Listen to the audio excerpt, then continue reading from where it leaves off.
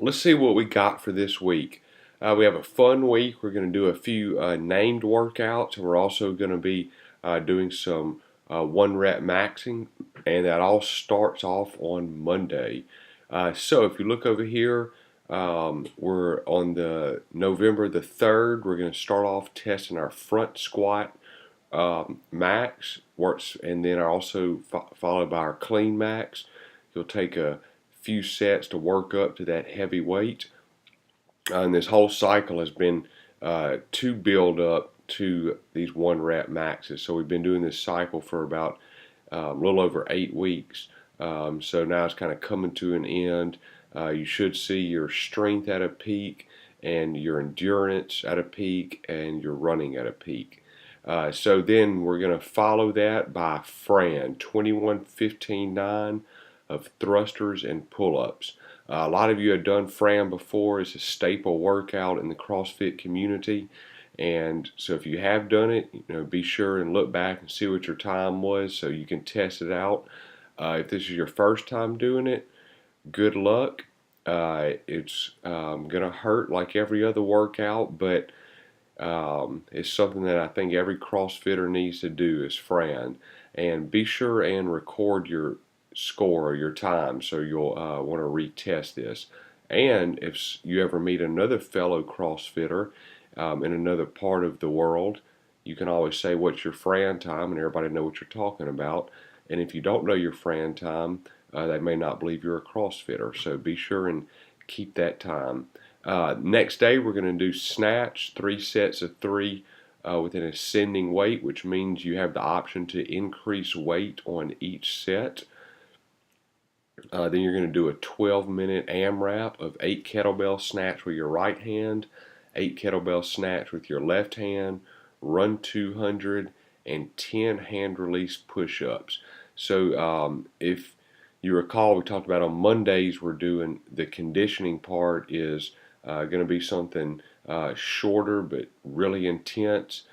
Tuesdays the workouts are going to be a little bit longer as far as the conditioning part, and so it's something that you're not going to go out sprinting. You do need to pace this, and a lot of us like to use the 80-20 rule in these conditioning workouts. So that means the first 80% of the workout you're going to go 80% effort, so you're pacing yourself, and the last 20% that's whenever you pick it up and give it 100%. Kind of like if you were running a 12-minute run, you wouldn't just take off sprinting out the gate the first time. You'd control your breathing probably up until 9 minutes into it. In the last 3 minutes, you would pick it up and give it everything you have left.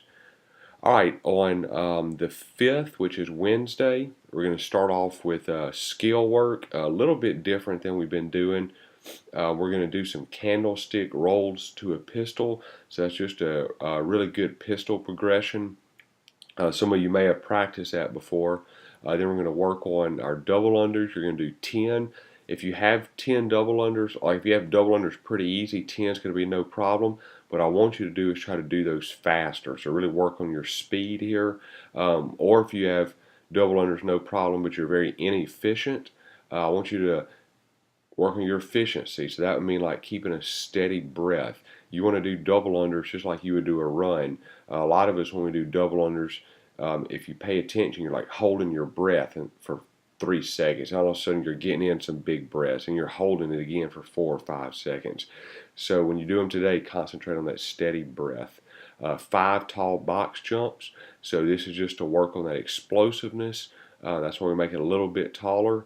And tall just means, as high as you can get where you feel comfortable. Make sure you're resetting. Imagine that box a little bit higher than what it is, so you want to make sure you get on top of that box. Then we're going to finish with hollow body rocks and Supermans just to work that core. Next, we're going to do 2 800-meter runs with a 1-to-1 rest. And that just means however long it takes you to run the first 800, that's how long you're going to rest. The goal would be to hold those 800s within 10 seconds of each other. So if you ran a 4-minute 800, you would want to run your second 800 at 4:10 or less.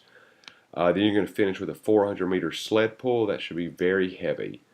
just one of those sled pulls. All right, on Thursday we're going to do shoulder press. That's a strict press overhead and with no use of the hips. We've been alternating back and forth between shoulder press and bench press on Thursdays with the goal of getting stronger over this cycle. And then the partner workout is going to be 18 minutes of front rack lunges, bar facing burpees, strict pull-ups, and kettlebell swings. The front rack lunges, that's just holding the bar just like you would in a front squat. You're going to lunge forward, back knee touches the ground, and then you're going to kick back with that front foot. So your back foot stays planted the whole time. So I've seen people when they get tired, their front foot goes forward, and instead of keeping their left foot back on the ground, they kind of stand up a little with their right foot, then scoot up a little with their left foot, then kind of gradually bring them together. You don't want to do that. You got to keep that back foot planted. If you're not able to do that, drop the weight. Let's see, bar facing burpees, we know what that is. Strict pull-ups, so we use the word strict, so we don't want any kipping there. We want to strengthen that pull-up position. There's nothing wrong with a strict pull-up. There's nothing wrong with a kipping pull-up. It just works something different. And so the strict pull-up is going to work your lats and stabilize your shoulders much more than a kipping pull-up will. And then you're going to finish with kettlebell swings. Friday, we're going to start with clean pulls. And then we're going to finish with something that is, there's nothing heavy here. There's not a lot of reps. They're going to stop you. So what I mean by that, the day before we did 25 kettlebell swings, somebody probably have to rest if they're doing 25 kettlebell swings. There's nothing that's going to make you rest here unless you just get out of breath. So as far your muscle endurance is not going to wear out, but your cardio endurance will. So you're going to do 3 rounds of row 800, row 800, run 400. 3 clean and jerks with a kettlebell, your right arm, 3 with your left arm, and there's going to be a 15-minute time cap on this. So that's going to be really hard to get under that time cap. So if you don't get the time cap, that's okay. The reason we put that time cap there is because we want you to get 15 minutes worth of work. This is not designed to go on for like 20 or 25 minutes.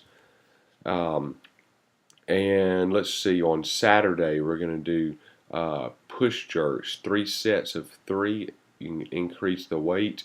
And then with a partner, this is a fun workout. You're going to do split the reps up however you would like. You can do 40 box jumps with a step down. You may wonder why sometimes we require step downs and sometimes we don't.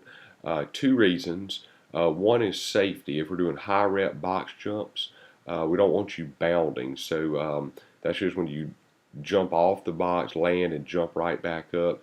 We also don't even if you don't bound, you're just jumping off if you're doing high reps.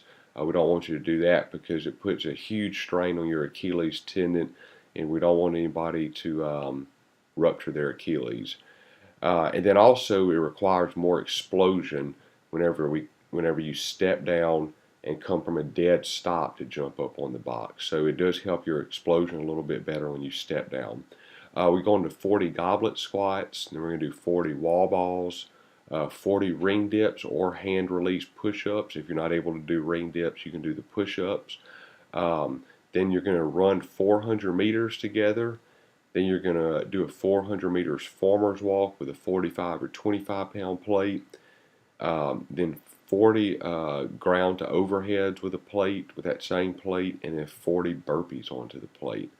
So this is going to be another fun week. We're going to start the week off with Fran, so it's a great way to start your day and start your week or finish your day if you come in the evening. So I hope you enjoy.